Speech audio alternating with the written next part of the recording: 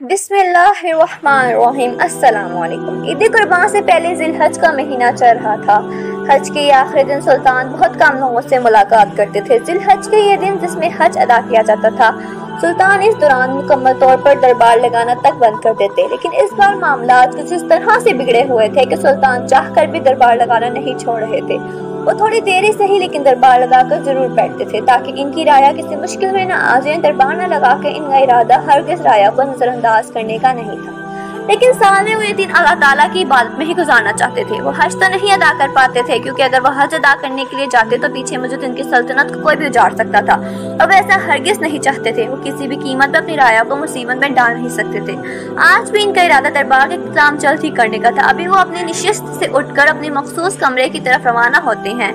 इससे पहले दरबार में दो औरतें एक दुम्बा के हमरा लड़ती झगड़ती दाखिल हुई। सुल्तान समेत तमाम दरबारी मशीरों की तवज्जो अपनी जानिब करवा चुकी थी। सुल्तान के लिए ये अमल हमेशा ही नापसंदीदा रहता था जब औरतें आपस में लड़ाई झगड़ा करती थी। सुल्तान का कहना था, ये तो बिनती हवा है, इन पर ये सब सेब नहीं देता कि वो अपनी जैसी दूसरी औरतों से लड़ाई करें। लेकिन सुल्तान ने कभी किसी पर जोर जबरदस्ती नहीं की। वो दोनों औरतें सुल्तान की नशिस्त के ऐन सामने खड़ी होकर एक दूसरे को गालियां निकालने लगी। मजीद ये औरतें एक दूसरे को कुछ कहती। इससे पहले सुल्तान की आवाज दरबार में गूंजी तो वो दोनों खामोश हो गई। ऐसा लगता था जैसे महल में सन्नाटा छा गया। सुल्तान ने धारते हुए कहने लगे, क्या तुम दोनों को मालूम नहीं कि हमारे हुक्म की पासदारी ना करने की कितनी बड़ी सजा है? हमने 1000 बार मना किया, हमारे सामने औरतें लड़ाई झगड़ा नहीं करेंगी। अगर दो मुखालिफ हमारे दरबार में आकर हमसे शिकायत करना चाहते हैं तो दोनों पास तक प्यार करके खड़े होंगे, लेकिन तुम दोनों एक दूसरे से जुड़कर खड़ी हो। तुम लोग क्या नहीं जानती, हमारे असूलों की नाफरमानी करने वाले को हम बहुत बुरी सजा से नवाजते हैं। जबकि वो दोनों नफरी में सर हिलाते हुए कहने लगे, सुल्तान मौसम माफ कर दीजिएगा, बस एक दूसरे का चेहरा देखकर हम दोनों आपका खो देते हैं। एक औरत थोड़ी समझदार थी, इसलिए मसलहतन आवाज में बोली। सुल्तान ने सुनकर सर इस बात में हिलाया और दोनों को ही बोलने का मौका दिया, लेकिन वो दोनों एक दूसरे को बोलने का मौका ही नहीं दे रही थी। एक बोल रही तो दूसरी चलाकर उसको खामोश करवाकर सुल्तान से कुछ कहना चाहती थी। सुल्तान ने मामला बिगड़ते हुए देखा तो एक बार फिर सुल्तान ठहरे तो दोनों खामोश हो गए। सुल्तान ने दोनों में से खुद का एक का मुक्त किया और बोलने की इजाजत दी तो वो बढ़ाई हुई आवाज में कहने लगी, सुल्तान ने मौसम कुछ दिन ही रह गए हैं कुर्बानी में। मेरे शौहर मेरे लिए एक बहुत खूबसूरत दुम्बा खरीद कर घर लाए। वो मेरे नाम पर कुर्बान करना चाहते थे, लेकिन ये पागल औरत फजूल में मुझ पर इल्जाम लगा रही है कि ये दुम्बा मैंने इसका चोरी किया है, जबकि बाखुदा मेरे शौहर ही मेरे लिए खरीद कर लाए थे। वो औरतें सुल्तान की तरफ देखते हुए बोली तो सुल्तान ने भी एक नजर इन दोनों दूसरी औरत की तरफ देखा। वो भी ऐसे ही सुल्तान को बताने के लिए मचल रही थी। सुल्तान ने आंखों से इशारे से उसे बोलने के लिए हुक्म दिया तो वो भी कहने लगी, ये दुम्बा उसका है, इसके शौहर ने खरीद कर दिया है, वो फजूल में इल्जाम क्यों लगाएगी, औरत है ही चोर। जबकि लड़ाई को बढ़ता देखकर सुल्तान एक बार फिर परेशान हो के जाने देखा तो दरबार में खड़ा हुआ था। इनके दरबार में इंसानों के अलावा किसी मखलूक को आने की इजाजत नहीं थी। मामला मजीद खराब होता। इससे पहले सुल्तान ने दोनों औरतों को वापस भेज दिया, जबकि इस दुम्बे को जब्त कर लिया गया। तो जब तक कोई फैसला नहीं हो जाता था, इस बकरे को किसी के भी हवाले नहीं कर सकते थे। सुल्तान समझ नहीं पा रहे थे कि फैसला किसके हक में दे। तो दोनों की आंखों में मौजूद सच्चाई बताने के लिए काफी थी कि वह दोनों ही झूठ नहीं बोल रहे। इन्हें किसी भी तरह से हकीकत से पर्दा उठाना था कि आखिर राज क्या है दोनों की सच्चाई, क्योंकि ना वो दोनों अपने मुंह से कुछ बता रही थी और ना एक दूसरे को बोलने का मौका दे रही थी। एक पल को सुल्तान के दिल में ये ख्याल आया, क्यों ना एक एक करके इनको दरबार में बुलाकर इनका असल किस्सा पूछा जाए, लेकिन इनमें भी नाइंसाफी हो सकती है, इसलिए वो खामोश रहे। थोड़ी देर वो अपनी निशिस्त पर ही पुरजुमान रहे और उसके बाद वो उठकर अपने मखसूस कमरे की तरफ चल दिए। दोपहर का वक्त हो चुका था। इन्होंने सबसे पहले जोहर की नमाज अदा की, इसके बाद कुरान पाक की तिलावत करने लगे। वो हज अदा करने के लिए मक्का मुकरमा जाना चाहते थे, लेकिन अचानक एक जंग का ऐलान असाई मुल्क की तरफ से हो गया था, जिसकी वजह से सुल्तान मजबूरन ठहर गए, क्योंकि अगर इनके पीछे से वो लोग हमला आवर होते तो इनकी राया के लिए बात काफी खतरनाक साबित हो सकती थी। जबकि असाइयों ने बुज़दिली का मुजाहिरा किया था और सुल्तान के ठहर जाने के बाद वो लोग हमला आवर नहीं हुए थे। सुल्तान को इस चीज का बेहद अफसोस था, ना कि इनका हज अदा हुआ था और ना ही जंग हुई थी, लेकिन उन्हें खुदा का शुक्र अदा किया था कि शायद इसी में बुलाई थी। थोड़ी देर के बाद वो अपने मखसूस कमरे में जाकर लिबास तब्दील कर चुके थे। इनका इरादा गश्त पर जाने का था। दोपहर की इस तपती गर्मी में वो बाजार के गश्त के लिए निकल चुके थे। ऐसे में जो बादशाह हुक्मरान अपने बड़े घरों के नरम मुलायम बिस्तर पर आराम फरमाते थे, ऐसे वक्त में वो अजीम बादशाह लोगों के लिए हाल जानते थे। वो खुद को बिल्कुल भी बर्तर नहीं समझते थे। एक फर्द को मालूम थी कि सुल्तान किस हद तक नरम दिल के मालिक है। वो अपने शहर के बाजार में आ चुके थे। इनका इरादा सब्जी की रेडी वालों को देखने का था, क्योंकि कुछ रोज से इन्हें खबर मालूम हो रही थी कि यहाँ पर कुछ लोग भेस बदल घुस आए जो रेडी वाले के रूप में बहरूपियां हैं। वो ईसाई धर्म से ताल्लुक रखती हैं, मुसलमानों की हक हलाल की कमाई पर कब्जा जमा रही हैं। सुल्तान न कभी ऐसा होने दिया था और न ही वो आज होने देना चाहते थे। इन लोगों ने सिर्फ रेडी वालों की जगह पर कब्जा किया था, बल्कि वो आने वाली राया से भी उजरत सामान की ज्यादा ले रहे थे। एक दो बार ये बात वजीर ने भी इनके गोश गुजारी थी, लेकिन इन्होंने इतना ध्यान नहीं दिया। लेकिन कल रोज जो बात इन्होंने दो सिपाहियों के हमरा हुई गुफ्तगू में सुनी थी, वो बात इनको यहाँ लाने पर मजबूर कर चुकी थी। वो एक एक रेडी वाले को बगौर देख रहे थे। इनके लिबास से ये बात हरगिज़ मालूम नहीं हो रही थी कि वो सल्तनत के बादशाह हैं, बल्कि वो एक आम मुसाफिर के लिबास में मौजूद थे और लोगों को गहरी नजरों से देखते जा रहे थे। अचानक ही इनकी नजर जमीन पर बैठे एक छोटे से बच्चे पर पड़ी। बच्चा देखने में बला का हसीन था। इसकी रंगत सुर्ख सफेद थी, जबकि बाल घड़ियाले थे। वो बच्चा देखने में किसी बड़े घर से मालूम हो रहा था। इनके कदम इस बच्चे के जानिब उठे थे। वो नहीं जानते थे कि वो बच्चा यहाँ पर क्या कर रहा है। वो बच्चा महज 10 साल का था, लेकिन सुल्तान को करीब जाकर ये बात मालूम है कि वो बच्चा मछलियाँ फरोख्त कर रहा था। इतनी छोटी उम्र में इस बच्चे को ऐसी जगह पर मौजूद देखकर इनका दिल दुखा था। ऐसी उम्र में तो बच्चे दरसगाहों या फिर गली कूचे में खेलते हुए गुजरते हैं, और इस बच्चे को इतनी सी उम्र में काम करते देख इन्हें तकलीफ हुई। इस बच्चे के करीब बैठ के वो काफी माहिराना अंदाज में मछलियों की खुसूसियात सुल्तान को बताने लगा। सुल्तान ने एक नजर इस बच्चे को देखा और कहने लगे, पढ़ने नहीं जाते। वो बच्चा एकदम ही चूक गया और सुल्तान की तरफ देखते हुए सरनफी में हिलाते हुए कहने लगा, साहिब, जो आपकी भूख होती है वो इंसान को कुछ भी करने के लिए आमादा कर सकती है। फिर पढ़ाई तो बहुत सी मामूली चीज है, इसको छोड़ने में क्या हर्ज है। पहले जाता था लेकिन अब नहीं जाता, क्योंकि अब्बा के मर जाने के बाद हमारा कोई दूसरा आसरा नहीं है, इसलिए मुझे ही अपने घर की भागदौड़ संभालनी पड़ी। अगर मैं काम नहीं करूंगा तो मेरी बहनें और मेरी अम्मा खाना कहाँ से लाएंगी। मेरा तो कोई बड़ा भाई नहीं और ना ही खानदान में कोई ऐसा शख्स है जो हमारा खर्च उठाए। सुल्तान इस बच्चे की बात सुनी तो कहने लगे, अच्छा तुम्हारे बाबा का इंतकाल कैसे हुआ। इन्हें अपने इस बच्चे में काफी तजस्सुस महसूस हो रहा था। ये बताने के लिए काफी था कि वो बच्चा काफी समझदार है। दिखने में महज 10 साल का था, लेकिन इसकी समझबूझ और बात करने का तरीका किसी बड़े आदमी जैसा था। शायद हालात ने इसको इतनी जल्दी बड़ा कर दिया था। इस बच्चे ने एक नजर सुल्तान को देखा और धीमी आवाज में बड़बड़ाया, कत्ल, मेरे बाबा का कत्ल हुआ था, लेकिन जब मैं बड़ा हो जाऊंगा ना तो इन सब जालिमों से अपने बाप के कत्ल का हिसाब लूंगा। मैं किसी को नहीं छोड़ूंगा। जिसने मेरी माँ को रुलाया इन सबको कत्ल कर दूंगा।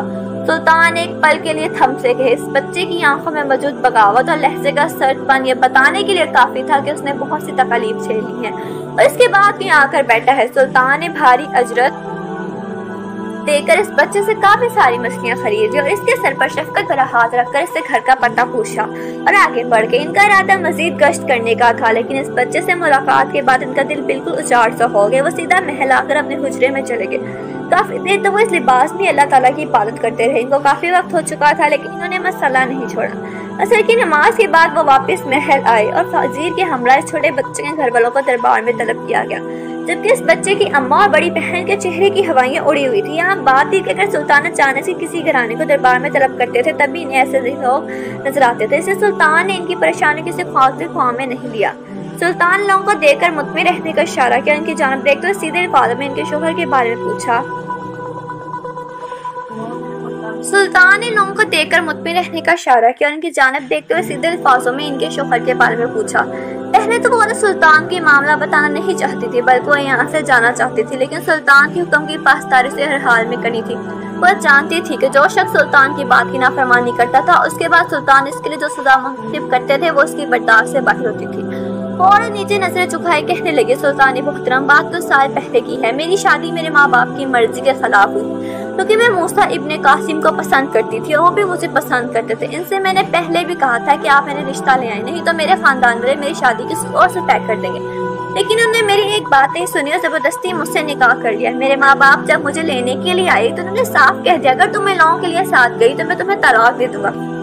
सुनकर मैं खौफजदा सी हो गई। मैं अपने माँ बाप को वापस आना चाहती थी, लेकिन मैं नहीं जानती थी यही मेरी सबसे बड़ी खता है, क्योंकि मेरे शोहर काफी जालिम इंसान निकले। उन्होंने मुझे 2 बेटियां और 1 बेटे से नवाजा था, लेकिन इसके बावजूद भी मेरे शोहर खुश नहीं थे, क्योंकि वो इन बेटियों के अलावा बेटे चाहते थे। लेकिन कुदरत को जो मंजूर वक्त तेजी से गुजर रहा था और मैं और मेरे शोहर सबसे अलग एक अकेले घर में रहते थे, लेकिन ये चीज मेरे ससुराल वालों को बिल्कुल बर्दाश्त नहीं थी। वो आए दिन कभी धमकियां देते थे या फिर कभी मेरी औलाद को तकलीफ देते थे। जब मैंने ये बात अपने शोहर को बताई तो अपने घर गए और इन लोगों को खड़ी खोटी सुनाई, लेकिन वो नहीं जानते थे कि मामला इतना बिगड़ जाएगा कि अपने ही ان کو قتل کر دیں گے۔ ان کے بابا نے میرے شوہر کے جسم کے آر پار تلوار کر دی تھی، جس کی وجہ سے موت کی نیند سو گئے۔ یہ واقعہ زیادہ پرانا نہیں، بس کچھ سال پہلے کا ہے۔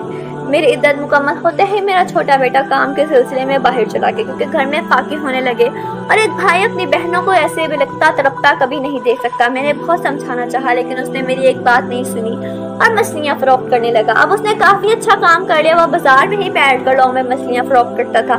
وہ ہے تو صرف 10 سال کا، لیکن اس کی سمجھ بوجھ کافی بڑے انسانوں والی ہے۔ وہ بالکل بھی اپنے باپ جیسا نہیں ہے، بلکہ وہ بہت اچھا ہے۔ میرا بیٹا سب سے الگ ہے، وہ بہت نیک انسان ہے۔ اللہ میرے بیٹے کو لمبی زندگی دے۔ وہ عورت روتے ہی ایک بات ہی گردان کر رہی تھی، جبکہ سلطان کی سوچوں کا مرکز اس عورت کا سسرال تھا، یعنی وہاں پر کوئی ایسا راز دفن تھا جس سے یہ بات معلوم ہونی تھی کہ اس آدمی کا قتل کس وجہ سے کیا گیا۔ یہ عورت تو ایک شک کی بنیاد پہ بات کہہ رہی تھی، اس کے شوہر کا قتل اس لیے کیا گیا، لیکن سلطان اس آدمی کے کردار کے بارے میں سن کر تھوڑا مشکوک ہو گئے۔ انہوں نے اس عورت کو وہاں سے بیچ دیا تھا اور رات میں بھیس بدل کر اس گھر کی طرف روانہ ہو گئے تھے، جہاں پر اس عورت کا سسرال رہائش پذیر تھا۔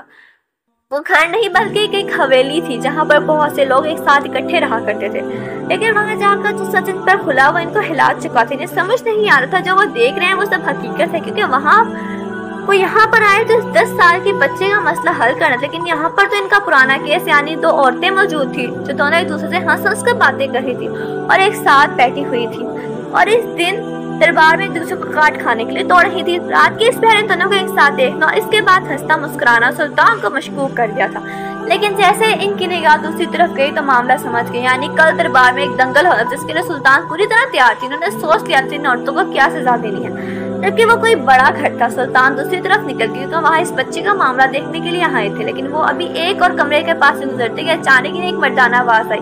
وہ اپنے بیٹے کے بارے میں بات کر رہے تھے۔ سلطان دروازے کے پاس ہی روک کر اس آدمی گفتگو ملاحظہ کرنے لگا۔ جیسے جیسے اس آدمی کے نادر خیالات سلطان کے کانوں میں پڑے وہ غصے سے لال سرخ ہو گئے۔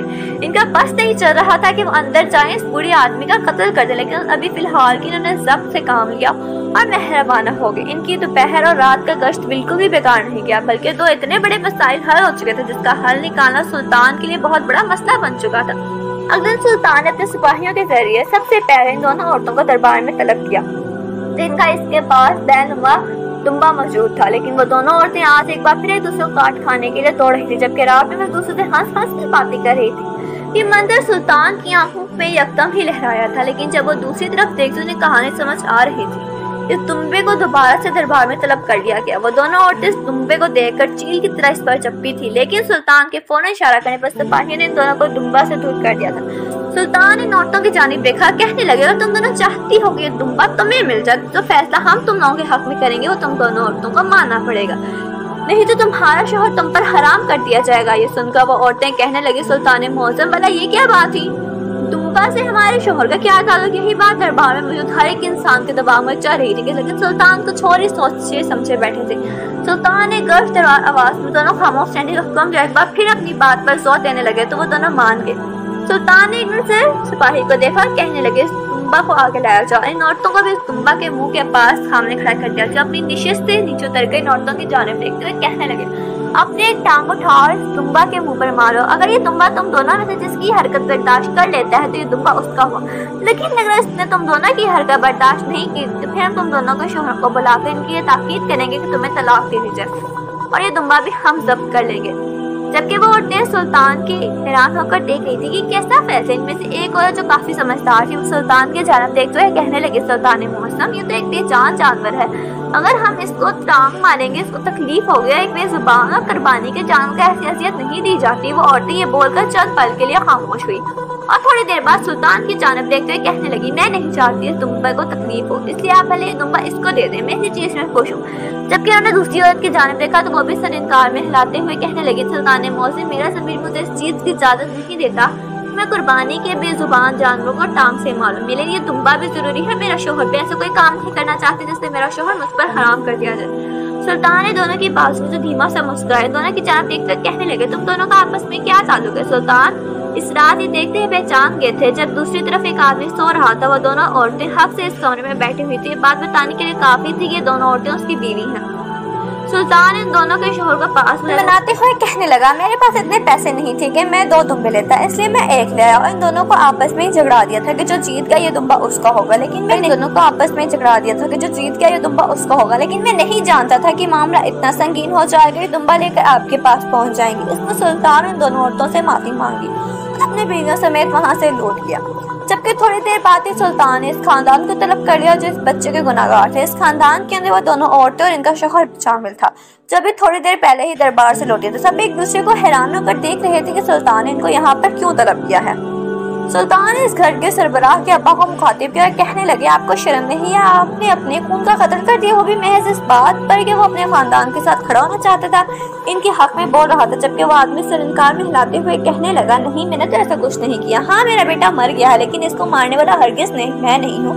जबकि सुल्तान का खून खोल उठा था क्योंकि वो हकीकत से वाकिफ थी। उन्होंने कहा, फिर गरजदार आवाज, हमसे झूठ बोलने की तुम्हें कतन कोई जरूरत नहीं है, हम जल्दी से किसी को भी माफ करने की आदि नहीं है। अगर तुमने झूठ का साथ दिया तो याद रखना, हम तुम्हें ऐसी सजा से नवाजेंगे कि तुम्हारी 7 नस्लें कांप उठेंगी। अब महज तुम्हारी उम्र का ख्याल कर रहे हैं। वो आदमी सुनने का बाद गिड़गिड़ाया और कहने लगा, सुल्तान मौज़म, मेरा बेटा मरा जरूर है, लेकिन इसका कातिल मैं नहीं हूँ। मैंने अपने बेटे को खूब समझाया था कि तुम घर वापस आ जाओ, तुम्हारा वहाँ रहना ठीक नहीं, क्योंकि हमारे बहुत से दुश्मन हैं जिसकी वजह से मुझे अपने खानदान को जोड़कर और छुपा कर रखना पड़ता है। लेकिन मेरा बेटा ये सुनने के लिए राजी ही नहीं है, बल्कि इस दिन वो हमारे घर आकर काफी खड़ी खोटी सुनाकर चला गया। लेकिन रास्ते में ही मेरे दुश्मन ने उसको पकड़ कर उसका कत्ल कर दिया। मेरी बहू और उसके बच्चे ये समझते हैं कि कत्ल हमने किया, लेकिन बाखुदा सुल्तान मौज़म, हमने ऐसा नहीं किया। सुल्तान ने इस वक्त नफरत से कहने लगा, ठीक है मान लिया कि तुमने उस आदमी का कत्ल नहीं किया, लेकिन तुम किस दुश्मनी की बात कर रहे हो? तुमने क्या कर दी जिसकी वजह से तुम्हारे इतने दुश्मन बन गए? तुम्हें अपनी औलादों को छुपा कर दुनिया में रखना पड़ा है। इसके बाद जो बात उसने सुल्तान को बताई, सुल्तान का दिल चाह रहा था कि उस आदमी को जिंदा ज़मीन में गाड़ दे। वो आदमी कहने लगा, सुल्तान मौज़म, मैं जानता हूँ ये बात सुनने के बाद आप मुझे माफ नहीं करेंगे, लेकिन अगर मैं झूठ बोलता तब भी आप मुझे नहीं छोड़ेंगे, इसलिए मैं सच बता देता हूँ। दरअसल मैं छोटे बच्चों को अगवा करके एक जगह जमा करता हूँ, उसके बाद इनके हाथ पांव जुबान काट कर इनसे भीख मंगवाता हूँ। ये काम काफी बड़े पैमाने पर किया जा रहा है और मेरे साथ ऐसे बहुत से लोग हैं जो मेरे साथ ही हैं। हम ये काम काफी सालों से कर रहे हैं, जबकि मेरा बेटा इन सब चीजों को नहीं मानता। उसका कहना था कि गुनाह और इस गुनाह में मुलविस नहीं होना चाहता था, इसलिए वो अपने बच्चों और बीवी के साथ एक अलग मकान में रहता था। इस रात भी जब मैंने उसे इतना समझाया तो उसने मुझे उल्टा सुना कर रख दिया और वहाँ से चला गया। मेरे काम में एक और आदमी बहुत मसला कर रहा था, उसने मेरे बेटे का कत्ल कर दिया और मुझे इस बात का एहसास दिलाया कि जो काम मैं कर रहा हूँ वो कितना गलत है। जब लोगों की औलाद उनसे जुदा होती है तो उसे कितना दर्द महसूस होता है। अपने बेटे के इंतकाल के बाद मैंने दिल ही दिल में तहैया कर लिया था कि मैं ऐसा कोई काम नहीं करूँगा और जितने भी बच्चे मैंने अपाहज किए सब का इलाज करवा के इनके माँ बाप को वापस लौटा दूँ। लेकिन सुल्तान मौज़म यह ख्याल चंद दिन का ही था और इसके बाद मैं एक बार फिर बहक गया। पैसों के लालच से मुझे ये काम करने पर आमादा कर दिया। मैं बुरे लोगों के साथ मिलकर ये काम करने लगा, लेकिन कहते हैं ना बुराई का खात्मा जल्दी हो जाता है। तो रात को ही मुझे मालूम हुआ कि मेरे 2 साथियों को किसी ने बेदर्दी से कत्ल कर दिया, लेकिन अभी तो वो आदमी पकड़ा नहीं गया। सुल्तान ने सब खामोशी से सुन रहे थे, जबकि उस आदमी का पूरा खानदान उसका नफरत भरी निगाहों से देख रहा था। सुल्तान इस आदमी को खातिब किया तो सुल्तान की तरफ देखते हुए कहने लगा, सुल्तान मौज़म, इनकी वजह से हमने अपना भाई खो दिया, इनको छोड़िएगा नहीं। सारा साल में इतनी घिनाओं ने काम की कमाई खिलाते रहे। हमें कहते थे कि मैं ताजुर में मेहनत मजदूरी करता हूँ, लेकिन हम नहीं जानते कि कौन सा ताजुर है, कैसा काम करता है। जबकि सुल्तान को इस आदमी का पता करना था, इन जैसे लोगों को खात्मा कर रहा था। सुल्तान ने बड़े दरबार में उस आदमी को कैद मामूशक्कत दे दी थी, जबकि पूरे खानदान को बाइज्जत बरी कर दिया गया और ये बात भी 10 साल के बच्चे तक पहुंचा दी गई कि इसके बाप के कातिल कोई और है, इसके तैयार बने नहीं। इस बच्चे के लिए सुल्तान ने बहुत कुछ किया था। इसके खानदान में वो हर माह राशन डलवाते थे। इस बच्चे को एक अच्छी दरसगाह में दाखिला दिलवाया और जब सुल्तान ने इस मामले की छानबीन की तो उन्हें जल्द मालूम हुआ कि जो इस काम को रोक रहा था वो एक जानबाज इंसान था। रियाज नामी शख्स, उसने ऐसे बहुत से बुरे लोगों का खात्मा किया था और काफी बहादुर था। सुल्तान ने उसको अपना सिपा सलार करार देने की पेशकश की तो उसने रद्द कर दी। कहने लगा, मैं किसी के नीचे काम नहीं कर सकता, मैं अपनी जिंदगी अपनी मर्जी के मुताबिक गुजारने का आदमी, मैं आपकी या फिर किसी की हुक्म की पासदारी नहीं कर सकता। वो आदमी काफी सादा लहजे में बोला था, उसके लहजे में कोई सर पे नहीं, पर वो सुल्तान इसके अंदाज में उसे बुरा मान गया, लेकिन इसकी कारकर्दगी की वजह से खामोश हो गए और उसे दुआ खैर कह दिया। और अगर आपको मेरी कहानी अच्छी लगी है प्लीज मेरे चैनल को सब्सक्राइब करें, वीडियो को लाइक करें और कमेंट में जरूर बताएं कि आपको सुल्तान मौज़म का इंसाफ कैसा लगा। जज़ाकल्लाह खैर।